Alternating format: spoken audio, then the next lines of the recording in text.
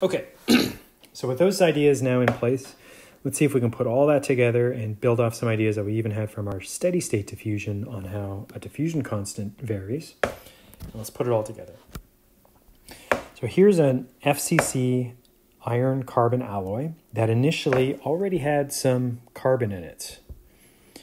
And it is carburized, so further carbon is added, and it's added by an elevated temperature in an atmosphere that gives a surface carbon concentration that is constant at 1 weight percent. Okay, so I'm thinking that that outer surface, now we know the experiment is giving us a constant outer surface concentration of 1 weight percent. And inside my iron, I already have a little bit of carbon, and it is at a lower value of 0.2 weight percent. So if we run this experiment for 49.5 hours, notice the units, the concentration of the carbon becomes 0.35 weight percent. And we know it is at that value at a specific depth in our carbon, and it's at position 4 millimeters below the surface where we registered that initial concentration of supply carbon. Determine the temperature at which the treatment was carried out. Okay. We're also given some constants here. So we're given the diffusion constant for carbon. So that is provided here, D naught. Okay, so we've seen D naught before. So, and we are given the activation energy in joules per mole for that as well. So, knowing what we've learned from this video, we can start to recognize some pieces here that we might be able to use. So let's see if we can start to identify where certain pieces of the question may go. The first one that we highlighted was that the concentration at a certain depth after a certain time, concentration of carbon at a certain depth after a certain time is 0.35. So that piece is right there. The next piece. What is the surface concentration? So that was this value here that was constant given the experimental conditions. So it looks like we've got CS. Okay. And then we were told that this iron alloy already had a little bit of carbon on it before we started, and that carbon is assumed to be uniform throughout the sample and does not change. That's our lower limit. So I'm recognizing that from our discussion here. And so that I'll kind of represent right here. Okay, so that is our C naught value there. And so we can calculate the left-hand side based on what we've identified here from the question. Now I also know we'll be able to go to table 5.1 and we can determine this part here, and I know that this experiment was run for a certain amount of time.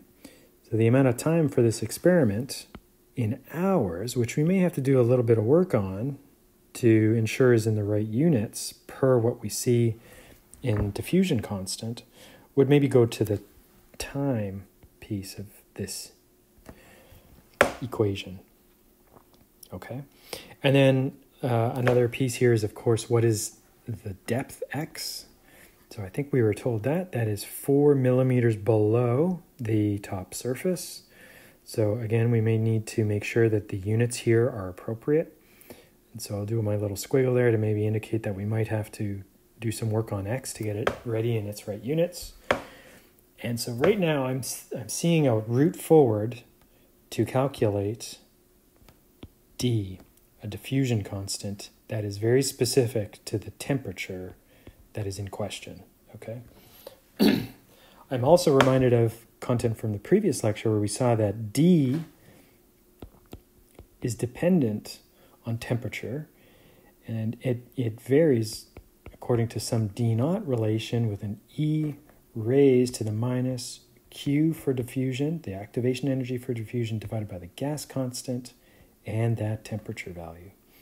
Okay, so, or I think we have that shown here, if it's a little too tight for you to read. So if we can find D here, we'll have a second step, and we'll have to use the provided D naught value here, use the provided QD value here, and enter DT as the outcome, and that is going to allow us to solve for T. That is our strategy. So if you're energized and ready to go for all that, I encourage you to pause the video and take to that question, and I'll spend the remainder of this video going through that. Okay, so do take a moment to try all that, and you're applying content from our previous on ideas for calculating diffusion constants as a function of temperature, and now you're building off some skills for a non-steady state condition that we've got here from today's video. Okay, so resume the video once you've had a chance to tackle this kind of two-step problem.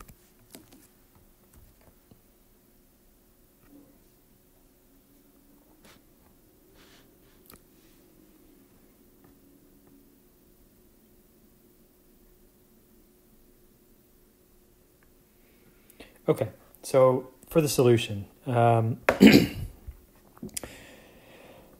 here's our equation again, and we've told you where most of the pieces go, so hopefully that part is straightforward. Our first approach is to be able to kind of isolate the left-hand side and determine that, and then we're going to solve for this, which is reflected as an entry or an interpolated entry in our table. Okay, so let's take a look at that. We're going to try to solve for that ultimately. So we saw that the concentration at a certain depth ended up as 0.35. So notice we are just using the weight percent values. So provided that the next entry is in the exact same unit type, which was the concentration that we already had in the iron. So we are still in total units for the numerator's weight percent. So my denominator here better be the same units. And we were told that the experiment allowed for a constant supply of carbon at a concentration of 1.0 weight percent. So units there are weight percent, and we're going to subtract away the initial carbon that we had, which was the 0.2. So this whole left-hand side is unitless because weight percents from the numerator have canceled out weight percents from the denominator. Okay, so that's important to check. Okay, so temporarily to simplify things, we'll just note that we'll take all of this stuff in the middle and just replace it with Z temporarily to have us solve for ERF Z. Okay, so after doing some of that, you should get an ERZ value of 0.8125. Thankfully, this is an ERF, an error function outcome that we have seen before, and so what we saw before by the interpolation method, rewinding there, was that the outcome was for error function outcome of 0.8125. We know that Z, the inner part of that, is the parentheses part that we've created is 0.93. So going back,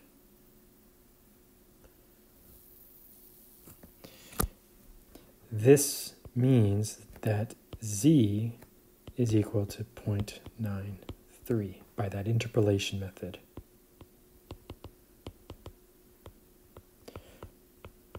Okay, so do make sure you were comfortable with the interpolation method that we had just done. Okay, so that is shown here again for you if you missed it, so we'll sort of skip past that. We now know that Z, 0.93, unitless again, equals X divided by 2 root D times T. Okay, so we should be able to solve for D. So that's our next exercise, is to solve for D.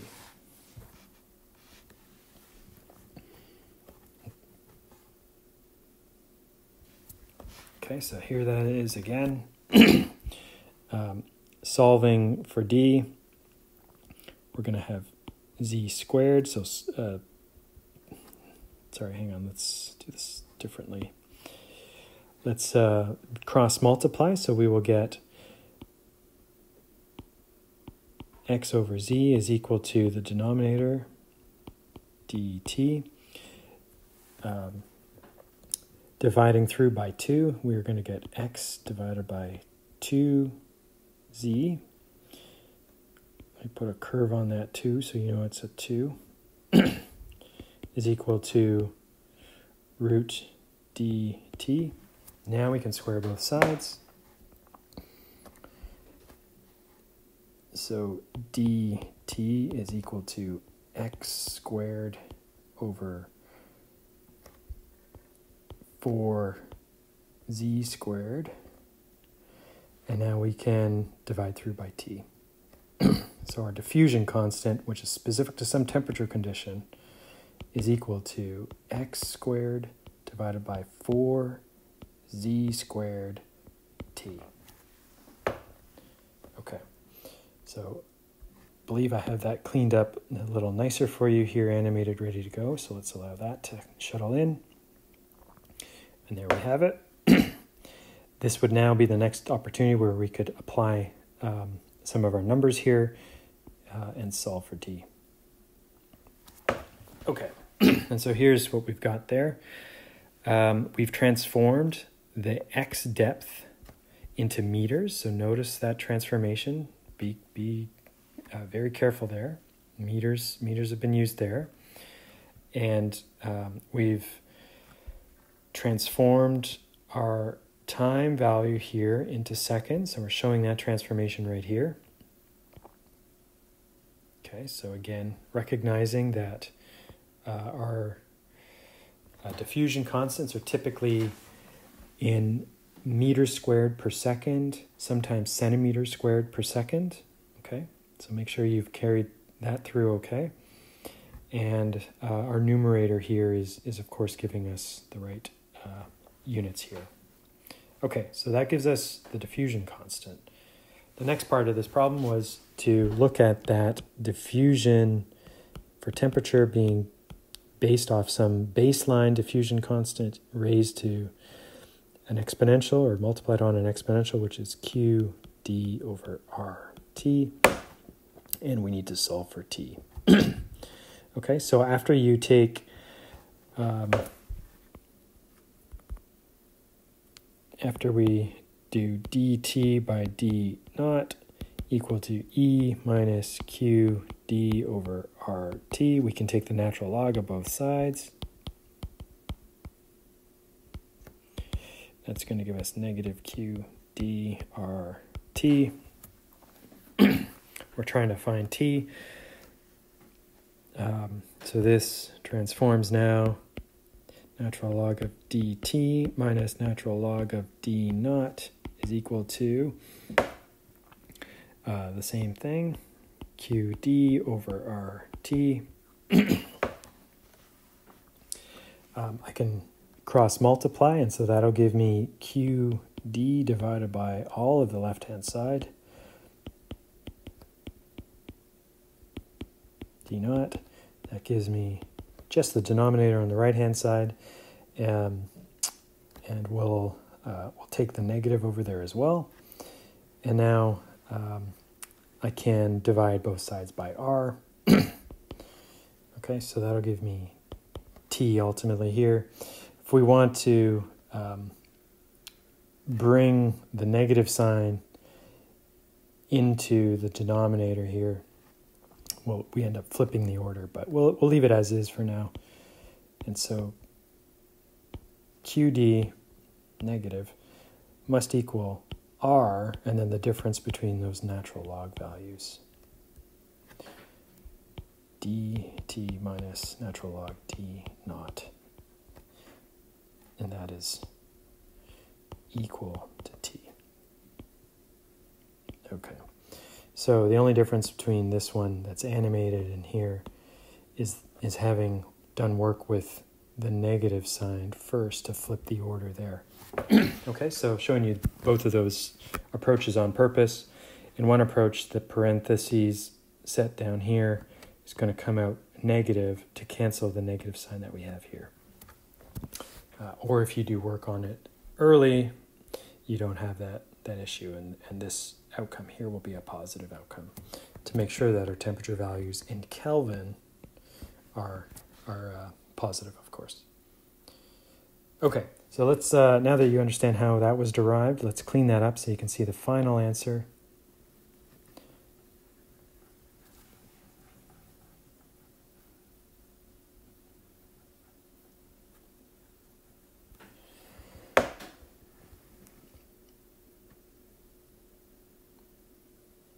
And ultimately, respecting that,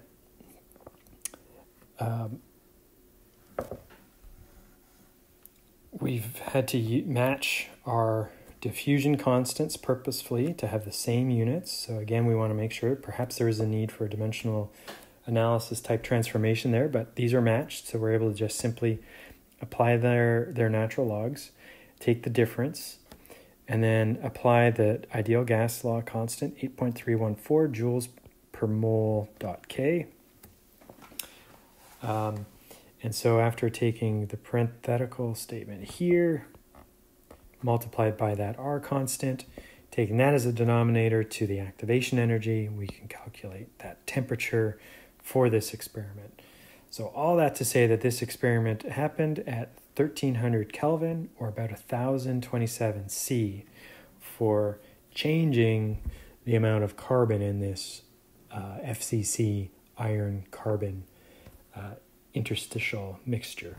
Kind of very neat. So we've seen how a steady state condition for exterior carbon infusing into carbon, and we know exactly how to calculate a condition of the experiment, provided we know and can measure the amount of carbon at some depth within it. We can rewind all the way back and learn something about the temperature of that experiment.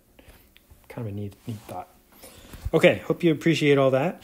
In our summary for diffusion, what we've found, to look back to our two previous thoughts, we've seen that diffusion is faster for open crystal structures. So this might be a way of having access to a lot of interior space. Those could be interstitial sites.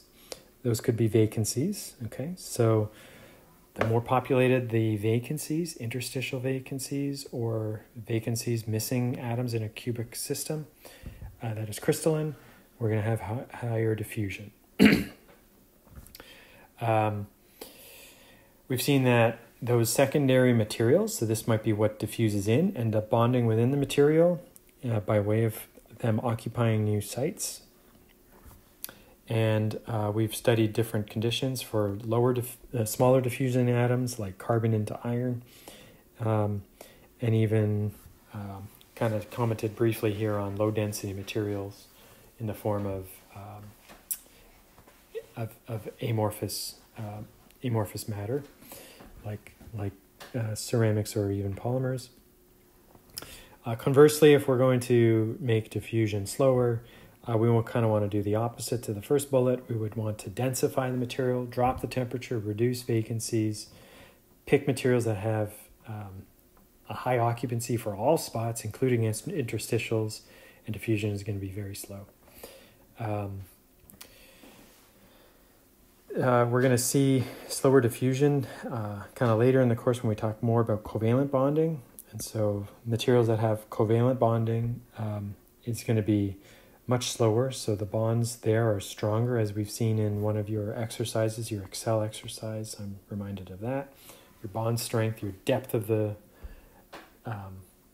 bonding curves there were deeper in the covalent materials. So breaking a covalent bond is harder, and that's a prerequisite to getting atoms to move around in a covalent material. Okay, we commented on size a moment ago, and of course, more matter per unit volume, more dense, is going to be harder for diffusion. Okay, that's a summary for Chapter 5, and hopefully you've followed some of the content. If not, do email me, and we'll go from there. Thank you.